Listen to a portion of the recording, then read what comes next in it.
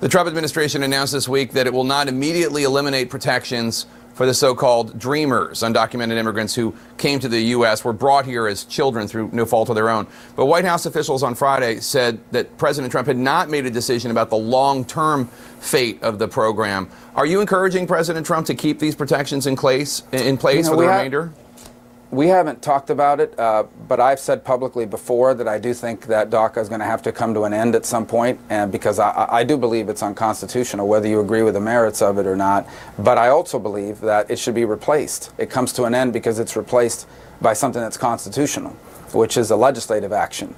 And I think the vast majority of Americans would say that if you were brought here as a young child, have grown up in this country, have a lot to contribute to our future, it doesn't make a lot of sense after years of investing in you and our public education system and the like to send you to a country that you perhaps have no memory of just because you happen to have been born there and lived there till you were 4 years old. Now, this policy that's in place to simply yank it away from people that have those permits now will be very disruptive, not just to them, but to the places they work, as an example. A lot of these young people are now actually employees and working for people.